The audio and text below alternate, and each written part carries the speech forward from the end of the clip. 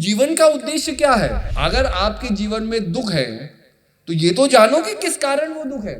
किसी भी धर्म को आप देख लो तो उसके अंदर रूल्स यही लगे हैं ना कि मरने के बाद तुम्हें एक अच्छा जीवन कैसे मिले, लेकिन जीते जीते हमें वो खुशी कैसे प्राप्त हो, ये क्या धर्म बता रहा है? ऐसा कोई व्यक्ति नहीं होगा जो रात को सोते सोते प्रभु से ये कामना ना करता हो कि भगवान कल मेरे दुखों को समाप्त कर दो। धर्म के नाम पर लड़ाइयां हो रही है, धर्म के नाम पर गलत तरीके से एक्सप्लॉयटेशन से कन्वर्जन हो रहा है, धर्म परिवर्तन हो रहा है। ट्रू नॉलेज, प्रैक्टिकल नॉलेज वो है जो आज हमारे जीवन में रूपांतरण है, क्योंकि हर पल हर श्वास है एक मौका अपने आप को बदलने का। हमने सोचा अरे शरीर स्वस्थ रहेगा तो हम बड़े अच्छे रहेंगे। अरे शरीर को तो स्वस्थ हमने कर दिया, लेकिन मन का क्या? आपके अंदर एक अद्भुत शक्ति है कि आप किसी भी चीज को बदल सकते हैं। ये बदलने की ताकत आपके अंदर है। जो गांठें हमारे अंदर लगी है वो गांठें केवल हम ही खोल सकते हैं। और वो कैसे खुलेगी? प्रेमी सज्जनों, आदरणीय महात्मा गण, भाईगण और दूर दूर से आई सभी प्रभु प्रेमी आत्माओं, आज हम सब बड़े ही भाग्यशाली है कि सच्चे बादशाहों की इस कर्म भूमि में, तपोभूमि में आज ये 2 दिवसीय सद्भावना सम्मेलन में आने का मौका हम सबको प्राप्त हुआ है। और पठानकोट के और समीप सारे ही प्रदेशों के प्रेमियों को, महात्मागण, भाईगणों को एक नए आश्रम की बहुत बहुत बधाई कि हंस बेल में एक नया पुष्प खिला है। और हम यही आशा करते हैं कि उसकी आध्यात्मिक जो सुगंध है जगह जगह फैले। आपके पठानकोट का तो संतों के साथ एक अघट इतिहास रचा हुआ है। आज आपका शहर थोड़ा दिन में हम घूमने गए तो हमें पता चला कि जब पांडवों का भी वनवास हुआ तब काफी समय यहां पर उन्होंने बिताया। तो इतने समय से महान पुरुषों के आवागमन से ये धरती कृतार्थ हुई है। और आज गुरु महाराज जी स्वयं चल करके हमें सत्संग और दर्शनों का सानिध्य दे रहे हैं, तो हम वास्तविकता में बड़े भाग्यशाली हैं। जब भगवान ने एक दिन इस सृष्टि की रचना की और रचना समाप्त हो गई तो उनके मन के अंदर इच्छा हुई कि क्यों ना मैं अपनी रचना को देखूं कि क्या मैंने बनाया। तो भगवान जगह जगह भ्रमण करने लग गए, घूमने लग गए। एक गांव से गुजरते हैं तो गांव में बहुत सी महिलाएं अपना काम कर रही होती है, नदी के किनारे कपड़े धो रही होती है। बहुत ही ऊर्जा से भरा हुआ वो माहौल था। कोई हंस रहा है, कोई बात कर रहा है, क्योंकि आज तो व्हाट्सएप आ गया कि आप इधर की बात उधर कर ले।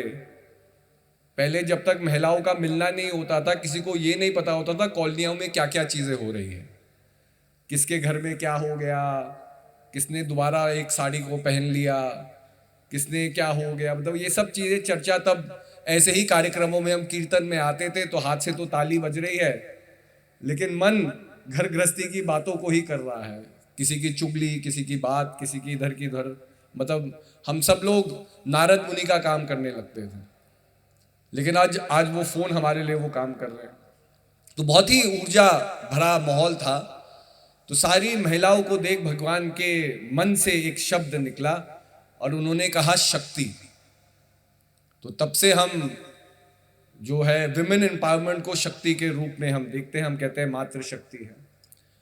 अब कुछ दिन बीत गए, सारे पुरुष लोगों को पता चला कि भैया इतनी बड़ी उपाधि सारी महिलाओं को मिल गई कि शक्ति की उपाधि भगवान ने स्वयं दी है इनको, हम लोगों का क्या? तो सारे पुरुष लोग अपनी एक टीम बना करके एक अपना प्रतिनिधित्व करके वो भगवान के वैकुंठ धाम पहुंचते हैं। कहते हैं कि प्रभु हमसे क्या गलती हो गई, हम भी तो आपके बनाए हुए हैं। आपने महिलाओं को इतनी बड़ी उपाधि दे दी शक्ति की, हमें भी तो कोई उपाधि मिलनी चाहिए। तो भगवान सारे पुरुषों की ओर देखते हैं, मुस्कुराते हैं और कहते हैं सहन शक्ति। भाई शक्ति को सहने की शक्ति भी तो होनी चाहिए। अब जीवन को आप देखें तो ये जो एक द्वैत भगवान ने पैदा कर दिया, यही द्वैत हमारा हमारा सत्य है संसार में। अब मैं अपने ही कोई भी व्यक्ति अपने जीवन में देखे तो भाई विडंबना कहाँ है? हम हंसे कि रोए, हम आए कि जाएं, जन्म हुआ है तो मरना भी होगा। इसी द्वैत के अंदर हमारा जो ये सांसारिक जीवन है ये समाया हुआ है। अब हर एक व्यक्ति चाहता है कि भाई जीवन में उसकी खुशी हो। कोई व्यक्ति ये थोड़ी चाहेगा कि गम मुझे मिले। लेकिन जो सोच और समझ है वो कभी अपनी रचनाओं को रच देती है। जब हम कभी कल्पना करें कि मेरे जीवन में अच्छा हो, तो उसी कल्पना में कहीं बुराई भी छिपी हुई है।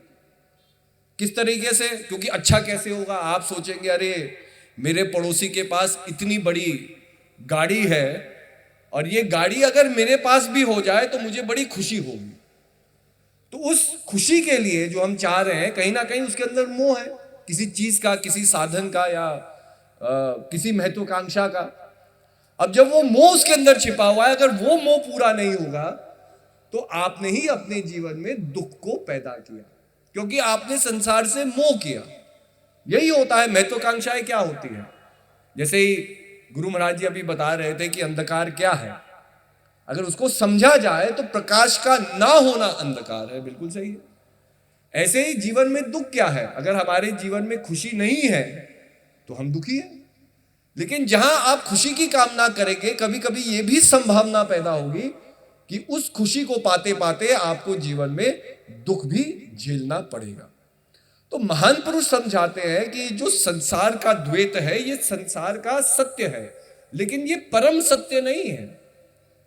परम सत्य को जानने के लिए आपको द्वैत से परे होके अद्वैत तत्व को समझना होगा, और वो विषय अनुभव का विषय आता है।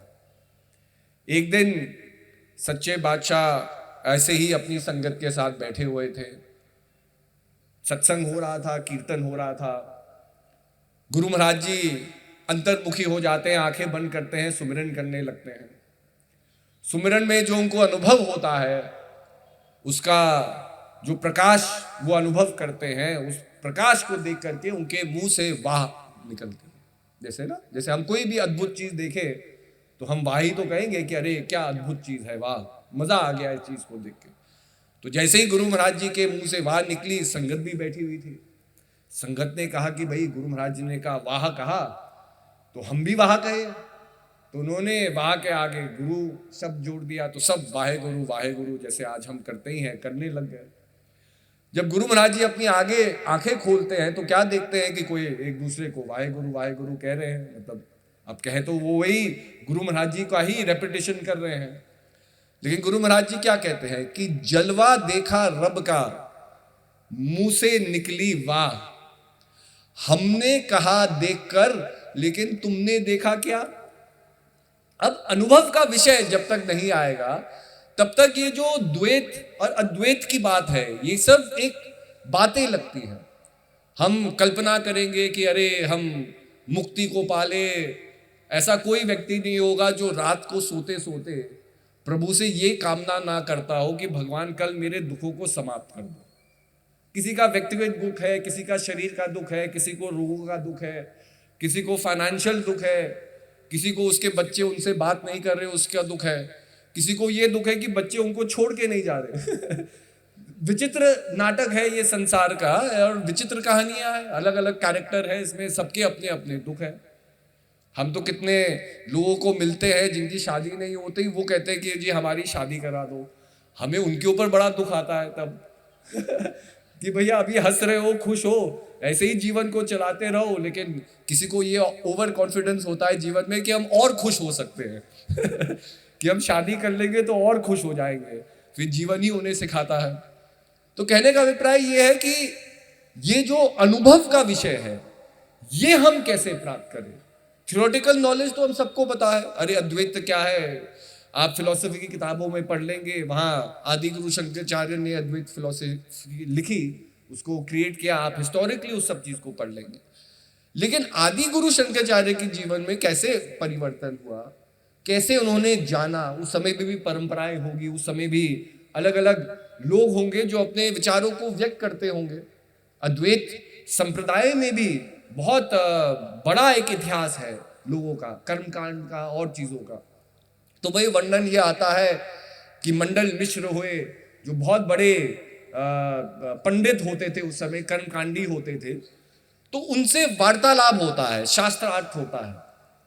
और शास्त्रार्थ में ये शर्त रखी जाती है कि हम जानते हैं कि आदिगुरु शंकराचार्य जी एक ब्रह्मचारी थे और मंडल मिश्र जो थे वो एक गृहस्थ व्यक्ति थे, गृहस्थ जीवन को जीते थे। तो दोनों ने कहा कि भाई जो भी हारेगा वो दूसरे के जीवन को ग्रहण करेगा। तो एक बड़ी 7 दिन तक उनका शास्त्रार्थ चलता रहता है, अलग अलग व्यंगों के ऊपर, क्योंकि उस समय वेद होते हैं, पुराण होते हैं, अलग अलग चीज होती है। तो ये डिबेट चलता रहा और 7 दिन बाद मंडल मिश्र अपनी हार मानते हैं। अब बहुत लोग तो इस चीज को जान लेते हैं कि मंडल मिश्र अपनी हार मान लेते हैं। उसके बाद भाई यही होता है कि अद्वैत फिलॉसफी, जो द्वैत फिलॉसफी है, कर्मकांड से बड़ी सिद्ध होती है और फिर अद्वैत फिलॉसफी का प्रचार होता है और धीरे धीरे बहुत से लोग हैं जो अद्वैत फिलॉसफी को फिर उसके अंदर एक एक्सपेरिमेंटेशन करते हैं, उसके अंदर एक्सप्लोरेशन करते हैं। लेकिन उससे पहले लोगों को यही बताया जाता था कि भाई तिलक लगाओ, ये करो, ये तुम्हारा कर्मकांड है, ये तुम्हारा धर्म है, यही पूजा पाठ करो तभी मुक्ति को प्राप्त करोगे। लेकिन अद्वैत फिलॉसफी ने ये नहीं कहा। अद्वैत फिलॉसफी का त्वत् तम असि, तुम वही हो जिसको तुम खोज रहे हो। You are that you what you seek. हमारे में और उस अपार शक्ति में कोई अंतर नहीं है। अंतर है तो ये मन जो द्वैत में भटक रहा है, ये इस अंतर को पैदा कर रहा है। इस मन को द्वैत से हटाओ, अपने अंदर जो तुम्हारे अंदर चैतन्य की शक्ति है उसमें लगाओ, और तुम जो जिस चीज को खोज रहे हो वो तुम्हारे अंदर ही समाई हुई है। तत्त्वम असि। तो तब जाकर के हुआ। लेकिन उसके आगे लोग नहीं जानते हैं कि एक और डिबेट हुआ, एक और शास्त्रार्थ हुआ। और उस शास्त्रार्थ में क्या होता है कि जो मंडन मिश्र की पत्नी होती है वो आगे आकर के खड़ी होती है। वो कहती है कि आपने तो बड़ी आसानी से कह दिया कि जी अगर मैं हार जाऊंगा तो मैं संन्यास ले लूंगा, मैं ब्रह्मचारी बन जाऊंगा, मेरा क्या, आप ऐसे ही मुझे थोड़ी छोड़ सकते हैं। तब वो आदिगुरु शंकराचार्य जी के पास जाती है। वो कहती है कि जी मैं इनकी अर्धांगिनी हूं, आपने इनको तो हरा दिया है लेकिन आधा हिस्सा मैं भी हूं, आप मुझे भी हराइए, तब आपने मंडल मिश्र को हराया। तो जब उनका डिबेट शुरू होता है तो गृहस्थ जीवन के ऊपर वो डिबेट करती है, क्योंकि वो कहती है कि भाई आप तो सनातन की बात कर रहे हैं, आप सन्यास की बात कर रहे हैं, लेकिन पूरा जो ये संसार है और इसमें जो लोग रह रहे हैं सब सन्यासी थोड़ी हो सकते हैं, सब ब्रह्मचारी थोड़ी हो सकते हैं। तो जो वर्ग घर गृहस्थ जीवन में है, जो काम योग से ग्रसित है, इसके ऊपर भी आपसे चर्चा होनी चाहिए। तो उस चर्चा में आदि गुरु शंकराचार्य जी पीछे हट जाते हैं, क्योंकि उनका गृहस्थ जीवन कभी रहा ही नहीं।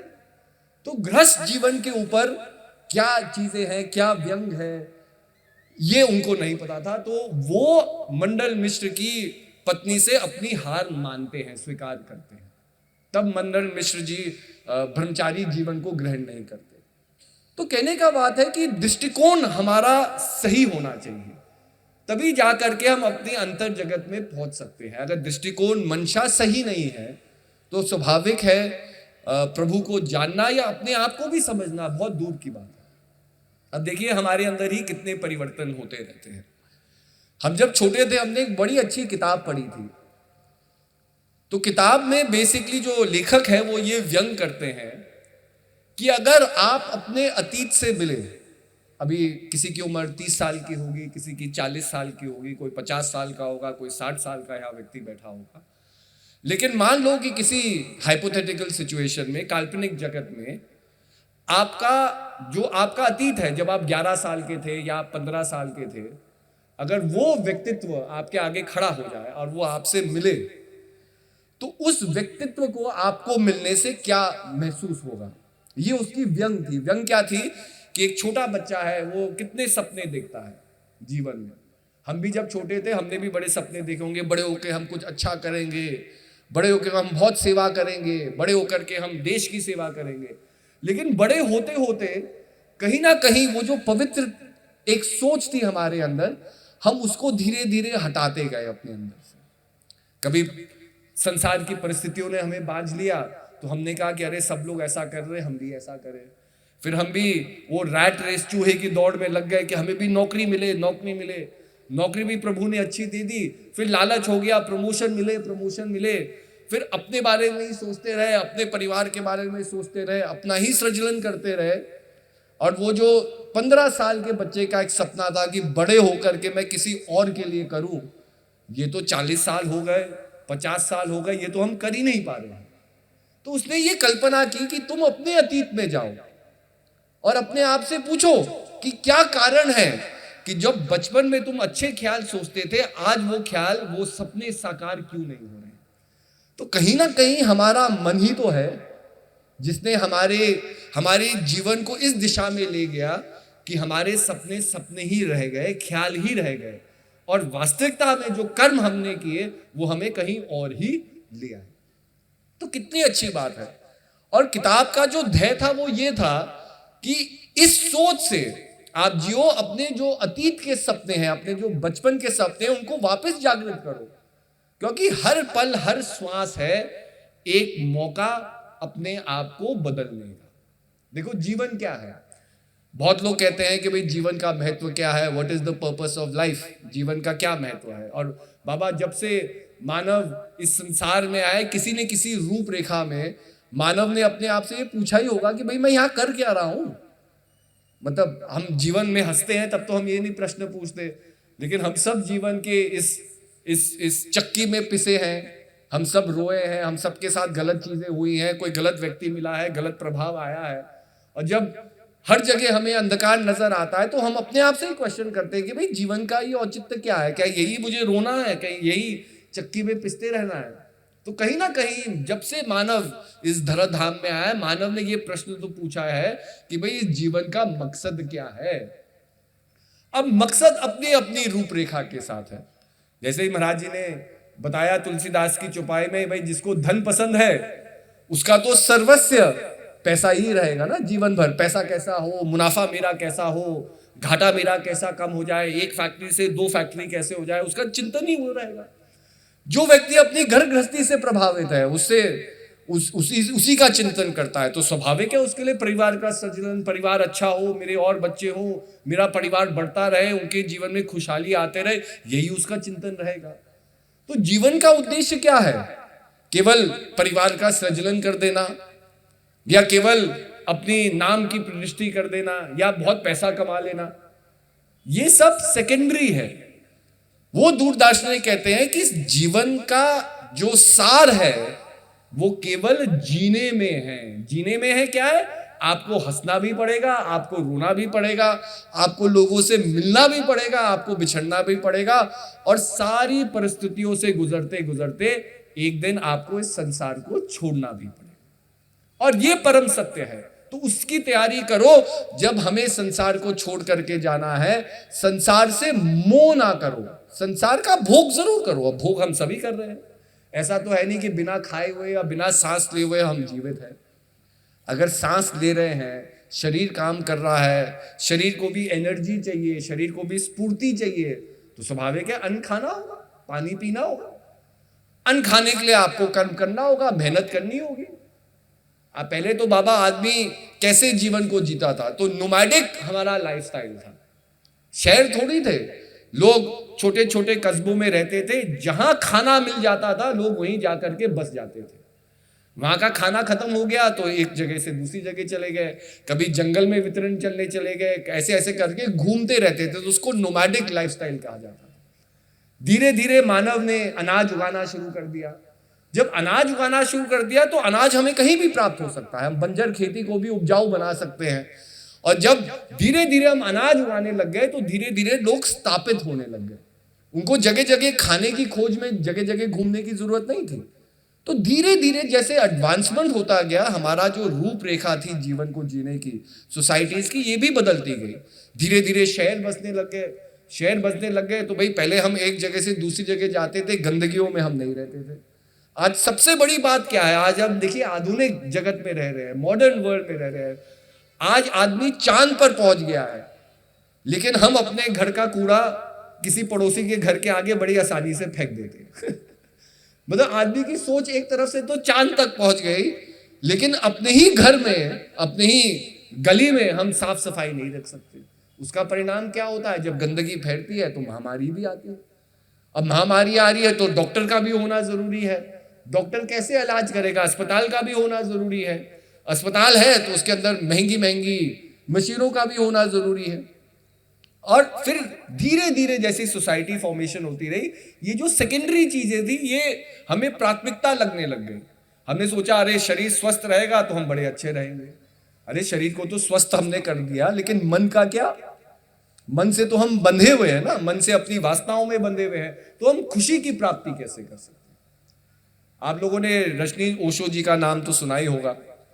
तो उन्होंने एक बड़ी अच्छी बात कही। उन्होंने कहा कि आप संसार के किसी भी धर्म का विश्लेषण कर लीजिए या किसी भी धार्मिक सोच का विश्लेषण कर लीजिए, मरने के बाद आपको खुशी कैसे प्राप्त हो, इसके ऊपर सारे धर्म की टिप्पणियां हैं।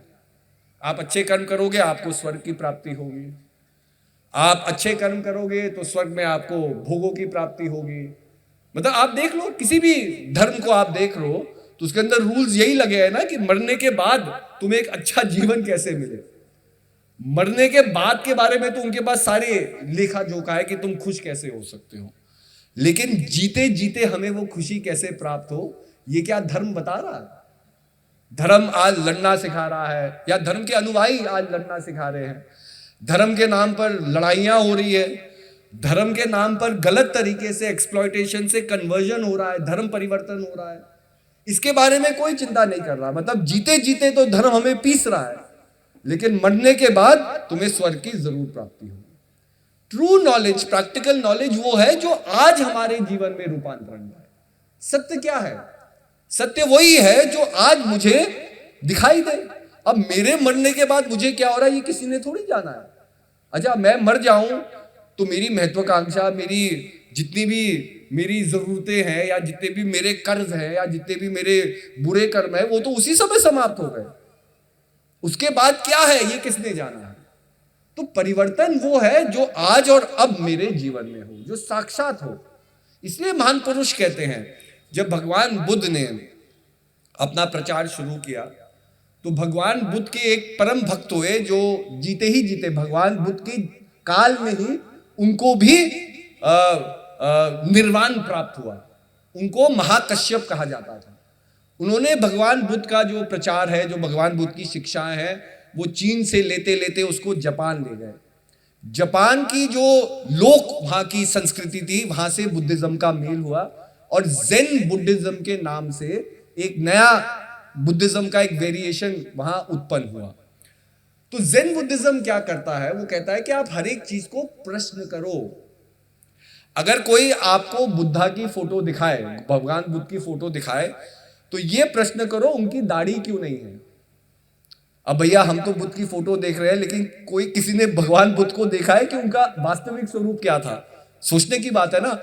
हमें तो दिखा दिया कि वो जटाधारी है और पेड़ के नीचे बैठे हुए हैं, लेकिन भाई कौन जान सकता है कि भगवान बुद्ध की दाढ़ी है कि नहीं?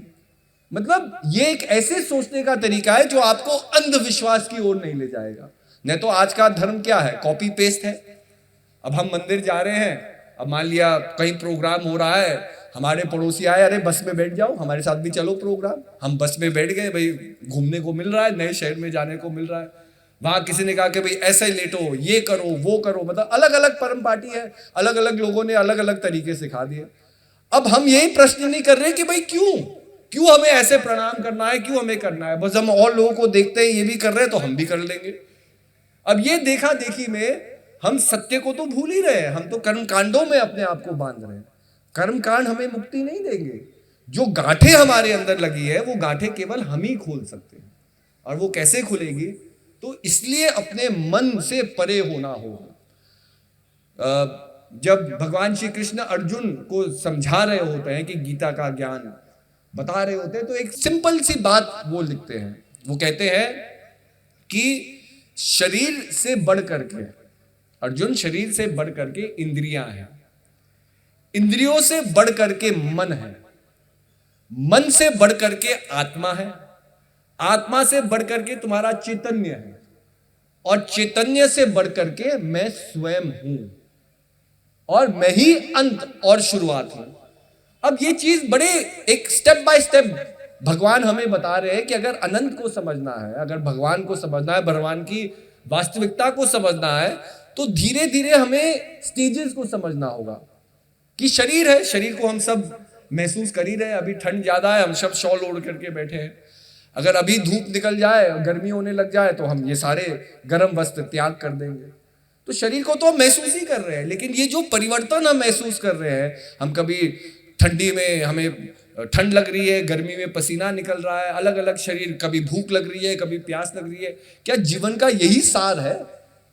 ये नहीं है, इससे बढ़ करके जीवन में कोई चीज है। तो क्या कहा, अपनी इंद्रियों को समझो। 5 ज्ञान इंद्रिय, 5 कर्म इंद्रिय है। अब जो आदमी केवल अपने शरीर से मोह करेगा, वो कभी अपने मन की ओर नहीं जाएगा, क्योंकि शरीर का मोह ही पूरा करना उसका उद्देश्य हो गया। हमें ठंडी लग रही है, हमने शॉल पहन लिया, हमने कहा हम सुरक्षित है। कल हमें भूख लगेगी, हम खाना खा लेंगे, हम सोचते हैं हम संतुष्ट है, और ऐसे ही जीवन चलता चले जाता है। मतलब दिन तो चलते जाते हैं, अंत में काल आता है और फिर जीवन समाप्त हो जाता है। जैसे मैंने पहले भी कहा है कि अगर ये कायनात छीके, अगर एक छींक लगाए तो ये हमारा जीवन है और हम सोचते हैं हमारा जीवन बड़ा महत्वपूर्ण है, ये हमारी ईगो है, ये हमारा अहंकार है। तो धीरे धीरे क्या कहा कि अपनी इंद्रियों के ऊपर जाओ। ज्ञान इंद्रिय, कर्म इंद्रिय क्या है, इसके ऊपर, इनके ऊपर ध्यान करो, इनको अपने अपने वश में लाओ। तो कहा अब ज्ञान इंद्रिय, कर्म इंद्रिय कैसे वश में होगी? तो मन को सही जगह लगाओ। तो मन को लगाने के लिए फिर साधना है, सिद्धक है। अलग अलग धर्म संस्थाओं में गुरु मंत्र दिए जाते हैं, योग की क्रियाएं सिखाई जाती है ताकि ये मन विचलित ना हो। लेकिन कहा कि मन भी सर्वश्रेष्ठ नहीं है, मन से भी बढ़ करके चेतना है, आपके अंदर एक शक्ति है, आपके अंदर आत्मा है, आपका श्वासों का आना जाना। पर अब हम क्या करें कि हम केवल ये सोचें कि भाई एक ही समय में हमें आत्मा से बोध हो जाए। तो बाबा जब तक शरीर के परे नहीं हुए, इंद्रियों के परे नहीं हुए, मन के परे नहीं, तो आत्मा को कैसे जान लोगे? तो ऐसे ही stage by stage, step by step हमें अपने आप को बदलना होता है। और सबसे पहला स्टेप है कि ये तो जानो कि आपका दुख क्या है। भगवान बुद्ध ने भी सरलता से इस चीज को समझाया। उन्होंने ये टिप्पणी नहीं की कि स्वर्ग है, नरक है, देवलोक है, दैत्य लोक है, वो इन सब चीजों में नहीं पड़े। उन्होंने ये कहा कि भाई तुम दुखी हो कि नहीं। सबसे पहले इसको, ये सिंपल क्वेश्चन को आंसर करो। भगवान को जाना, स्वर्ग को जानना, अपने इष्ट देवता को जानना, अपने कुल ये सब छोड़ दो, ये सब को भुला दो। केवल ये जानो कि भाई तुम दुखी हो कि नहीं। अगर हो तो क्वेश्चन करो, क्यों हो? कारण तो होगा किसी भी चीज का। भाई अगर आप यहां आए हैं, आपने कर्म किया है, आप इस पंडाल के नीचे बैठे हैं, तो कर्म और कर्ता कभी अलग नहीं हो सकते। आपने कर्म किया, आप यहां हैं। जिसने कर्म नहीं किया वो अपने घर में होगा या अलग शहर में होगा। कुछ लोग कर्म कर रहे थे, वो जम्मू पहुंच गए, फिर जम्मू से यहां आना हो, ये भी होता है। जाना कहीं और होता है, हम कहीं और पहुंच जाते हैं। तो कहने का भाई कर्म कर्ता कभी अलग नहीं हो सकते। ऐसे ही अगर आपके जीवन में दुख है तो ये तो जानो कि किस कारण वो दुख है। क्या मेरे कारण मेरे जीवन में दुख हो रहा है, क्या किसी और के कारण मेरे जीवन में हो रहा है? और पासिंग द पार्सल तो बड़ा आसान है। हर एक पति बड़ी आराम से कह देगा कि भाई मेरी पत्नी की वजह से मेरे दुख है, और पत्नी कह देगी भाई पति की वजह से बड़े दुख है। किसी दूर दार्शनिक ने एक बड़ी अच्छी बात कही। उसने आदमी को यह समझाने का प्रयास किया कि हमेशा सादगी से जियो, हम ह्यूमिलिटी से जियो। उसने कहा कि कभी अपने ऊपर ज्यादा गर्व ना करो कि मेरी चॉइस कितनी अच्छी है, क्योंकि तुम्हारी पत्नी तुम्हारी ही चॉइस है। और कभी अपनी पत्नी के चॉइस के ऊपर मजाक मत करो कि देखो मेरी पत्नी हमेशा गलत चॉइस करती है, क्योंकि तुम उनकी चॉइस हो। तो जीवन में सादगी बरतो। कभी भी अहंकार, अभिमान या अपने आप को ज्यादा बड़ा समझने से जीवन के प्रश्न नहीं हल होते। तो कहने का अभिप्राय यही है कि महान पुरुष समझाते हैं कि कैसे धीरे धीरे हम अपने आप को जान सकते हैं। तो भगवान बुद्ध ने सिंपली कहा, अगर दुख है, अगर तुम दुखी हो तो दुख है, दुख है तो दुख का कारण है, उस कारण को हटाओ तो निवारण अपने आप है, यही निर्वाण है। अब जो मन की गांठें हैं बाबा, शरीर की गांठें तो समय के साथ समाप्ति हो जाएगी ना, और कुछ गांठें हैं जो समाप्त नहीं होगी। घुटने का दर्द है तो भाई घुटने का दर्द रहेगा ही अब उम्र ही हो गई है, अब वो नहीं ठीक होने वाला। ऐसे ही कमर झुकेगी तो झुकेगी ही, बाल सफेद होंगे ही। हाँ, कंघी हम जेब में रख ले, अगर सर पे बाल नहीं है, वो कंघी केवल प्रतीक है कि एक समय मेरे बाल होते थे लेकिन ये सब तो शरीर का है, लेकिन जो मन की गांठें हैं इसको तो हम खोल सकते हैं ना। और इसको कैसे खोलेंगे, तो यही जीवन हमें सिखाता है, यही जीवन की साधना है। जो चीज आप बार बार करेंगे उसमें निपुणता प्राप्त करेंगे। एक परवेज जी होते थे, बहुत पुराने प्रेमी थे। वो जब दिल्ली में पहले 5 स्टार होटल बना, अशोका होटल था, वहां काम किया करते थे। तो बचपन में हम उनको बहुत पसंद करते थे उनसे मिलना, क्योंकि अशोका होटल में उनकी एक टॉफी बनती थी, अशोका चॉकलेट टॉफी, जो केवल उसी होटल में मिलती थी। तो जब भी स्वाभाविक वो आते थे आश्रम मिलने के लिए या कभी भी दर्शन करने के लिए, तो वो टॉफी जरूर लाया करते थे हम सबके लिए। तो बच्चों को वही पसंद था भाई, जो हमेशा टॉफी लाए। तो हम लोग बार बार कभी भी जैसे दिल्ली में भी जाना होता तो महाराज जी को कहते थे कि परवेज जी को मिलाने ले जाओ, क्योंकि अशोका होटल जाएंगे तो वो टॉफी मिलेगी। तो एक दिन मैं ऐसे ही, हम पंजाबी बाग में बैठे हुए थे, तब सेन गुप्ता जी भी होते थे जो पंजाबी बाग में फोन हमेशा उठाया करते थे, रिसेप्शनिस्ट थे।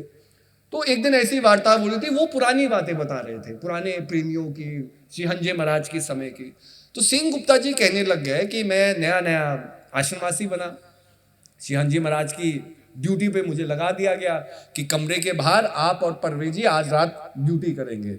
अगर महाराज जी को कोई चीज जरूरत हो तो तुम रात भर सोना नहीं, बैठे रहना, सोने के लिए ड्यूटी नहीं है। अगर रात को गुरु महाराज जी को कुछ चीज चाहिए होगी तो तुम्हें लाना होगा। तो कहे कि हम दोनों बैठ गए, अब पहले कंबल वंबल ओढ़ा, हमने कहा क्या करें। तब कह रहे अब 1-2 घंटे बाद मुझे आने लग गई झपकी। अब मैं परवेज जी की ओर देखूं तो परवेज जी आज मुद्रा उद्रा बांधे हुए वो भजन में बैठे हुए हैं। कह रहे मुझे फिर से झपकी आई, मैं फिर से परवेज जी की ओर देखूं, परवेज जी अपना बैठे हुए हैं, ध्यान मग्न है। फिर जब कहा कि मैं तो बहुत कोशिश की, मैं सो ही गया।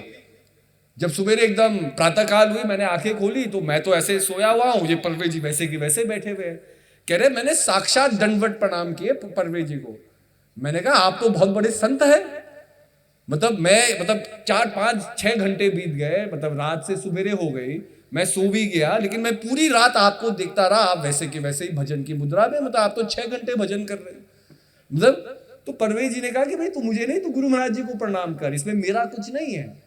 तो फिर परवेज जी अपना अनुभव बताते हैं। परवेज जी कहते हैं कि मैं 4 या 5 साल का बच्चा था जब सबसे पहली बार हंजी महाराज से मेरे दर्शन हुए। हंजी महाराज आते थे, हम लोग बच्चे लोग घूमते थे। वो फिर एक दिन और समय बीता तो मैं 8 या 9 साल का था, उस समय उपदेश भी जल्दी हो जाता होगा। तो कहते हैं मुझे उपदेश हो गया। तो जब मुझे उपदेश हुआ, मैं हमेशा जब गुरु महाराज जी से मिलता था, मेरे अंदर एक इच्छा होती थी गुरु महाराज जी को बताना कि मैं कितना भजन करता हूँ। जैसे छोटे बच्चे नहीं होते, क्लास में अच्छा किया तो माता पिता को दिखाएंगे कि आज मैंने ये पेंटिंग की, आज मैंने ये पोयम सीखी, तो उनके अंदर एक उत्साह होता है बताने का कि भाई आज मैंने ये सीखा। तो परवेज जी के अंदर भी यही था, वो बार बार जब भी गुरु महाराज जी को मिलते, गुरु महाराज जी को कहते कि मैंने आज भजन सुमिरन किया। और तो गुरु महाराज जी केवल मुझसे पूछते थे कि बेटा कितना भजन कर रहे हो। तो मैं पहले कहता था जी मैं 1-2 मिनट ही भजन कर सकता हूँ। तो गुरु महाराज जी मेरे सर पे हाथ रखते थे, कहते थे कि परवे बहुत अच्छा, लेकिन 2 मिनट से 4 मिनट की कोशिश करो। तो कहते फिर गुरु महाराज जी महीनों के लिए निकल जाते थे शक्ति नगर से, कहीं 2-3 महीने बाद वापस आते थे। तो फिर मैं उत्सुक था बताने के लिए कि अब मैं 4 मिनट कर सकता हूँ, क्योंकि मैं प्रैक्टिस करता था। जब गुरु महाराज जी को मैंने कहा कि मैं 4 मिनट के लिए कोशिश करूँ, ऐसे ही जब 4 मिनट पे मैं पहुंचा तो गुरु महाराज जी ने कहा कि 10 मिनट कोशिश करो अब तुम उधर से। और कहते हैं कि ऐसे ऐसे धीरे धीरे सहारा दे करके श्री हंजी महाराज ने मुझे इतना एक मेरे अंदर इतना ट्रांसफॉर्मेशन ले जाए कि आज मैं रात को सोता नहीं हूं, मैं भजन में ही बैठ करके अपनी बॉडी को चार्ज कर लेता हूं। अब ये कहानी तो हमने सुन ली, अब कल हम सोचे कि हम भी 6 घंटे भजन करेंगे। तो ये परवेज जी की जीवन की कहानी है। 11 साल की उम्र से लेकर के कब उनको ये योग्यता प्राप्त हुई, उसकी कहानी है। आज दुख इस बात का है ना कि हम संसार में हम बस यही चाहते हैं कि हम कर्म ना करें, लेकिन वो पकवान बना बनाया हमारी प्लेट में हमें मिल जाए। तो ये आध्यात्मिक जीवन में कभी नहीं हो सकता। सांसारिक जीवन में कोई और भी आपके लिए काम कर लेगा, आपका नाम लेकर के आपका एक परीक्षा आपके लिए दे देगा, मार्कशीट आपको मिल जाएगी, ठीक है। कोई आपके नाम पे डॉक्टर बन जाएगा, डॉक्टर का डिग्री वो पालेगा, नाम आपका लग जाएगा। लेकिन आध्यात्मिक जगत में भगवान की नजरों में हम ये नहीं कर सकते। तो जो हमें करना है वो हम करें। अपने आप से आप पूछो कि मेरे अंदर क्या कमी है, और हम सबके अंदर कमियां हैं किसी ना किसी रूपरेखा की, या क्या कमी कल मेरे अंदर आ सकती है, किस रूपरेखा में मैं पीछे हट रहा हूं। तो उस जगह पे जाकर के अपने अपने जीवन में रूपांतरण लाइए और हमेशा भजन सुमिरन कीजिए। भजन सुमिरन ही एक ऐसी क्रिया है जिससे हम निकल सकते हैं, अपने आप को बचा सकते हैं। क्योंकि देखिए, अमेरिका में भी इतने प्रेमी हैं। पहले तो एक ही बाईजी वहां थी, अब तो और बाईजी हो गए, प्रचार हो गया। अब जो यहां से ज्ञान लेकर के वहां गया, उसके पास कौन सा आश्रम था? सोचने की बात है ना। हमारे पास तो चलो अब यहाँ पठानकोट में पहले भी आश्रम था, और भव्य हो गया, लेकिन बाईजी तो थी, आश्रम था, एक संगत थी। कभी मुझे लगे कि मेरा मन विचलित हो रहा है तो मैं बाईजी के पास बैठ करके वार्तालाप कर सकता हूँ। लेकिन जो व्यक्ति अकेले अकेले वहां गए, जिनके पास कोई नहीं था, देश विदेश में कितनी जगह में प्रेमी लोग रह रहे हैं, आज जापान में नेपाल से प्रेमी लोग हैं, मतलब ऐसा कोई देश नहीं है जहां प्रेमी लोग नहीं होंगे। इजराइल में कितने प्रेमी लोग नेपाल से हैं, वहां अभी लड़ाई भी चल रही है, लेकिन वो वहां अपने कर्म को कर रहे हैं। कोई किचन में सेवा कर रहा है, कोई मतलब अपने अपने कामों को कर रहे हैं, व्यवसाय है, उनको रहना है वहां। अब उनके लिए कोई बाई महात्मा तो है नहीं। आज ये प्रसारण हो रहे हैं कि इंटरनेट के माध्यम से हम प्रोग्रामों को देख सकते हैं, लेकिन उस अंधकार में, एक नए शहर में, नई भाषाओं के बीच, नए पूरे कल्चर के बीच में अपने आप को न खोना, ये भी बहुत बड़ी बात है। और लोग अपने आप को बहुत आसानी से खो देते हैं। हमें थोड़े पैसे मिल गए, थोड़े रुतबा मिल गया, आदमी का रहन सहन ही बदल जाता है। बहुत से कम लोग होते हैं जो अपने रूट के साथ अपने आप को नहीं बदलते। गार्गी बाई जी एक बार अमेरिका में थी, तो किसी पुराने प्रेमी के घर में गई। वो काफी शहर बदल चुके थे। तो फाइनली जब बाई जी का जाना एक जगह हुआ, तो उनकी वाइफ आई। उन्होंने कहा कि बाई जी इतने समय बाद मिलना हुआ है, आप प्लीज एक रात को मेरे घर में रुकिए। तो बाई जी उनके घर में गई।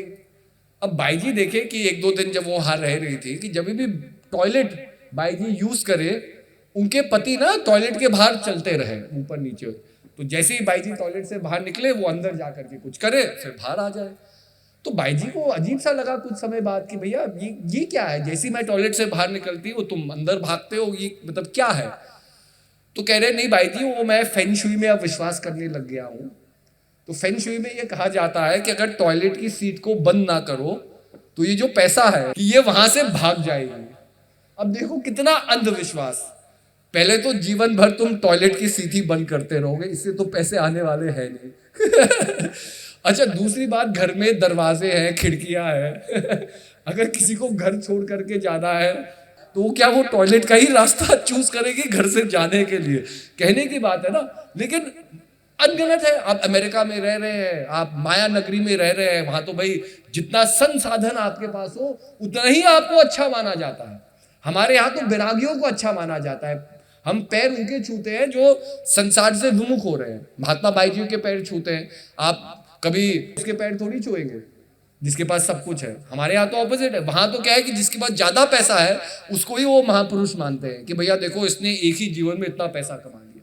तो माया नगरी है जो माया से ग्रसित है।